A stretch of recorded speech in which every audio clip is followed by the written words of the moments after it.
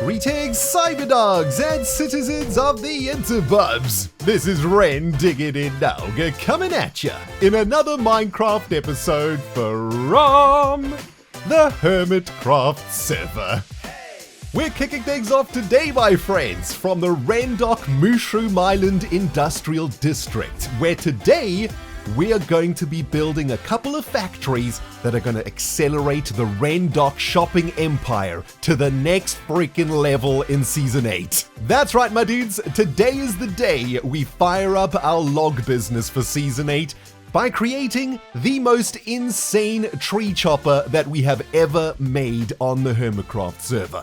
It's going to be absolutely freaking amazing. Hope you got a tasty beverage, because we got some freaking Renstone to do today, my friends. Now, as you can see, my fellow Cyberdog Lumberjacks, I have been hard at work already this week preparing for ourselves a couple of platforms that are going to be the foundations for what is going to become the very first giant log factory in Season 8. That is correct, my friends. We are going to be creating a monstrosity of a log chopper called the Octachopper 8000. And, well, in order to manage all of the logs coming out of that machine, we're also going to be creating an auto-sorting storage system over here. Now, this Octachopper log factory machine is capable of chopping down 32 giant spruce trees in about 10 minutes, but it does require an obscene amount of TNT in order for it to work. And yes, I know, we could make some TNT dupers for our Octachopper, but I'm not a big fan of duping TNT, so we're going to do it the good old-fashioned way, my friends. We're going to make our very own TNT on the HermitCraft server, and that's what this platform is going to do. This is going to be a creeper farm, and, well, we had to place it out here in deep ocean because, of course, on a mushroom island, no hostile mobs can spawn. And that means if you want to generate creepers out here on a mushroom island, you need to do it in the deep ocean where they can actually spawn. And, well, it's going to be in range of the Octachopper. So while we are growing and chopping trees, we will be creating creepers and generating gunpowder. And then all we need is one more ingredient to create all of the TNT we need for the Octachopper 8000. Well, my friends, I've got some really great news. Just off the coast of our industrial district, Mushroom Island, is in fact a giant desert. And that means we have all the sand we could ever hope for to create all the TNT we will ever need to generate the most insane amount of loggage in Season 8 and bring those diamonds coming in like nobody's business, my dudes. Oh, baby. We're going to get super rich off the logs that we generate this season, guys, because, of course, here on Season 8, we even have 2 new hermits that have joined us. The demand for logs is through the roof, which means we need to make the best factory we can possibly make to bring them diamonds in and fill our treasure room with all of the beautiful bling blanks. Now, listen, I know we've got a ton of work to do today, guys, but don't worry, I've done most of the hard work already. As you can see, I've collected pretty much all of the resources we're going to need to create an Octachopper log farm, an auto-sorting storage facility, and a creeper farm over there. And all I need to do now is settle in for some good old-fashioned block placing for the next few days or so. And, well, by the end of this episode, we should be generating an insane amount of logs. That is the absolute plan. However, firing up our log business today is not my only plan for the episode, my friends, because, well, there's a whole bunch of really cool stuff that's been going on the HermitCraft server over the last few weeks. And, you know, Doc and I have been really heavily involved back at our main base creating crazy contraptions and lightning rod things that I think it's about time we spent a bit of time today catching up with some of the other goings-ons on the server. And there is one particular thing that I'd like to get sorted today, guys, and it involves what is currently on my back. Yep, the Elytra. And for those of you guys who have been following HermitCraft closely, you will know that currently on the server, we've got a bit of a battle between those who like wings and those who don't like wings. And, well, today, we've got to make up our minds. Do we want to be a part of the Wing Club, or do we want to be a part of the No Wing Club? So I tell you what, my dudes, while I'm busy grinding away on the Octachopper 8000 this week, let's head back to Hermit Continent and go take a look at what this whole no wings or yes wings battle is all about.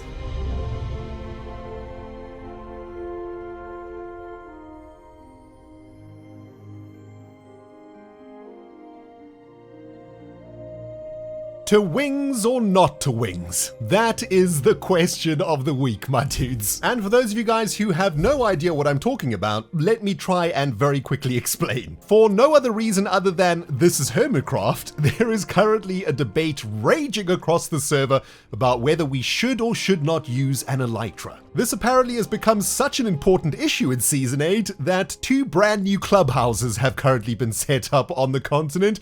The first one is for the Yes Wings Club, and the second one is for the No Wings Club. And I guess, being a hermit on the HermitCraft server, we are forced to make this very difficult decision, my dudes.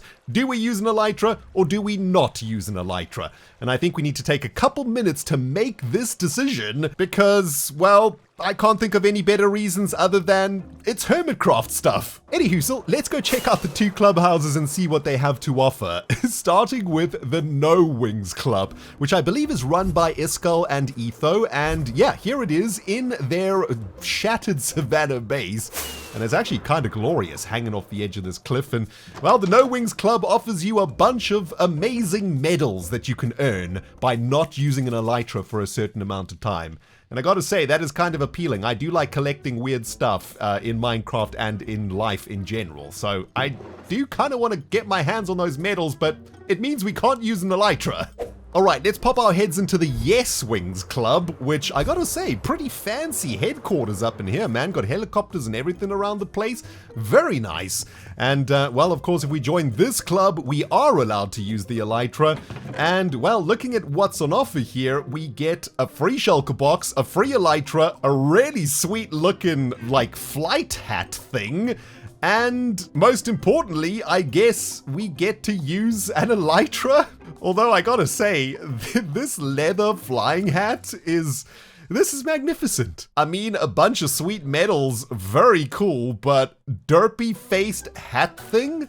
I don't know, my dudes. I think this is a pretty easy choice at this point. And also, in all seriousness, my dudes, so far in Season 8, we have built this thing.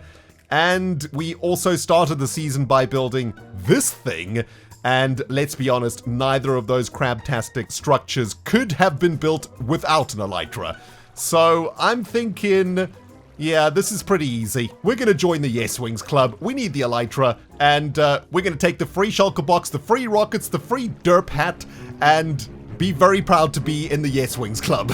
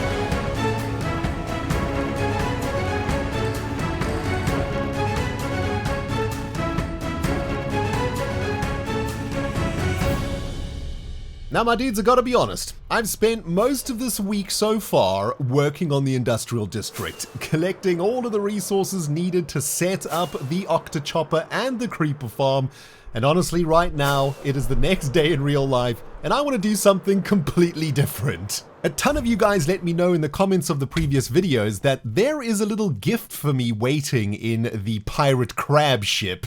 And yes, indeed, 3 wither skulls given to me by Grian for helping him defeat a bunch of withers a few weeks ago. And you know what, my friends? We're going to take a few minutes in this episode to do something that I have never actually done in Minecraft, even though I've been playing this game for over 10 years. We're going to defeat the wither legitimately. That's right, my friends, no cheesing involved, just Rendog versus the wither in the open. And, well, this is certainly a welcome distraction for my brain, which is turning into a pot of yogurt after all the rainstone happening over in the industrial district. So I've already spent a bit of time getting ready for this wither fight by building us a fresh set of wither armor and a juicy power 5 bow and smite 5 axe, which should hopefully give us the weapons that we need to defeat the wither. Although I think we probably need a few potions too, so I'm gonna whip up a couple of regen potions also, which should help us out, along with a whole bunch of buckets of milk, because apparently that's what you need to fight the wither. I've also decided rather stupidly that we're going to fight the wither in our very own mining desert, very close to the industrial mushroom island. Not sure why we're doing it this way other than, well, I can't really be bothered to find any other place to fight the wither. Although I did feel we need to get Lady Luck on our side for this fight, my dude, so I spent a little bit of time farming the rabbits in the desert to try get a lucky rabbit's foot. I mean, let's be honest, I'm gonna need all the luck that I can get, guys. I have no idea how powerful a wither is to fight in vanilla Minecraft, and I'm probably just gonna get wrecked, and a wither is going to be wandering across the HermitCraft Season 8 server. But you know what, my dudes? Killing the wither legitimately in this game is something that I've always wanted to do, so I guess let's get it on!